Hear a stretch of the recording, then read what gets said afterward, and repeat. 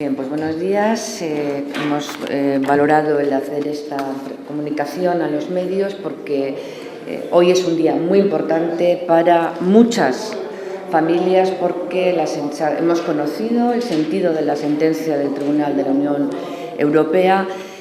por el cual nos da la razón que había cláusulas abusivas en la regulación hipotecaria de nuestro país que es preciso corregir y enmendar. Nos hubiera gustado que el Gobierno nos hubiera hecho caso antes, cuando estuvimos negociando. Para nosotros era imprescindible acabar con todas y cada una de las cláusulas abusivas. Hoy la sentencia del Tribunal viene a dar la razón. La voluntad política permite corregir y es lo que da la posibilidad de corregir legislaciones que no son adecuadas, que ponen de manifiesto, como hemos tenido ocasión de ver, un claro desequilibrio entre la posición de las entidades financieras y la posición de los deudores. Queremos felicitar al magistrado que ha hecho posible que recurriera ante la Unión Europea por las posiciones de abuso, que permita que, tal y como nosotros, quiero insistir en esto porque es importante, en la enmienda que hemos, una de las enmiendas que hemos recogido a la ley del Gobierno, por la cual pedimos exactamente lo que hoy ha fallado el Tribunal, que los jueces tengan la capacidad de poder paralizar los procesos de desahucio en aquellos casos en que vea que efectivamente hay cláusulas abusivas. Eso es fundamental, insisto, que se haga de manera rápida. Por eso yo le pido al Gobierno que de manera urgente apruebe las enmiendas que hemos presentado al proyecto de ley precisamente para corregir esas situaciones de abuso y que en tanto en cuanto esa ley esté ya en vigor con las modificaciones oportunas, paralice automáticamente todos los procedimientos de desahucio. Nosotros, en el proceso de negociación que llevamos a cabo con el Gobierno con ocasión de la proposición de ley que presentamos, una de las líneas rojas era precisamente la moratoria insuficiente que había planteado el Gobierno y, desgraciadamente, ha habido más suicidios después de las medidas que aprobó el Gobierno porque no contemplaban las situaciones de abuso que se siguen produciendo. El Gobierno tiene en su mano aprobar una ley que acabe de una vez por todas con las situaciones de abuso, que dé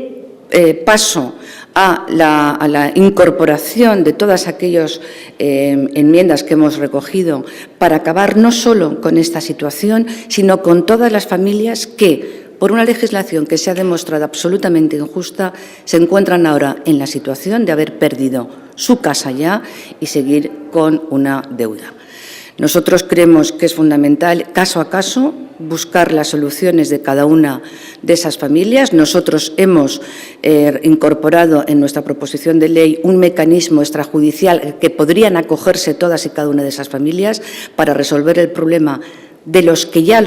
han padecido las consecuencias de esa legislación, pero para que no vuelva a ocurrir esta situación, para que nadie más se quede sin su casa por una legislación injusta, para todas aquellas personas que están sufriendo el azote de la crisis y que, por causas sobrevenidas, no pueden hacer frente al pago de las deudas. Yo ahora le dejo la palabra a nuestra portavoz de Vivienda para entrar en las consideraciones que oportunas.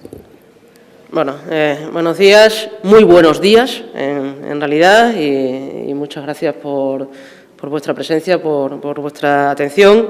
Lo primero es decir que esto es una de tantas, que en noviembre posiblemente, cuando nos sentamos a negociar con el Partido Popular, con el Gobierno a propósito de haber hecho un análisis exhaustivo de la legislación hipotecaria y teniendo ya en nuestras manos el informe COCOT, el informe de la abogada, el informe del Tribunal de Justicia de la Unión Europea, podíamos haber tomado las medidas oportunas para haber corregido esta situación. Desde noviembre hasta ahora, ¿cuánta gente podría haberse beneficiado de una legislación ya corregida y haber evitado la pérdida de su vivienda, teniendo causa de oposición a las situaciones que se estaban dando, las situaciones abusivas que se estaban dando. No llegamos a un acuerdo, fue imposible llegar a un acuerdo, y uno de los motivos por los que fue imposible llegar a un acuerdo es porque el Gobierno no estuvo dispuesto a modificar justamente estas legislaciones en materia de cláusulas abusivas, porque en lugar de reaccionar al informe que se había presentado haciendo modificaciones en nuestra normativa, reaccionó haciendo alegaciones que siguieran protegiendo el privilegio de las entidades financieras en nuestra regulación hipotecaria, en lugar de proteger la situación de los consumidores, la situación de los deudores. Esperemos que ahora ya no sigamos perdiendo más tiempo. Esperemos que finalmente mañana finalice el plazo de enmiendas a la iniciativa legislativa popular y el Gobierno nos presente una ponencia lo antes posible. Desde el Grupo Parlamentario Socialista seguimos insistiendo en que, en cualquier caso, aunque hayamos aprobado un procedimiento de urgencia, sería importante que, en tanto en cuanto el legislador, nosotros, los diputados y las diputadas, nos ponemos de acuerdo y aprobamos esa ponencia y acometemos todas las enmiendas, aunque sea un procedimiento de urgencia, no debemos de seguir dejando desprotegido a nadie, a ningún ciudadano ni ninguna ciudadana, que a partir de hoy van a estar más protegidos gracias a la jurisprudencia europea. Europa sirve, Europa protege, Europa vale también en este sentido, pero lo que tenemos que hacer es modificar, adaptar sin duda la legislación española. Y en tanto en cuanto eso no se produce, le instamos de nuevo al Gobierno a que, por la vía que tanto le gusta de Real Decreto Ley de medidas de urgencia, pare los procedimientos de ejecución hipotecaria y le podamos dar una solución a la familia. Lo hicimos así durante el debate del Estado de la Nación.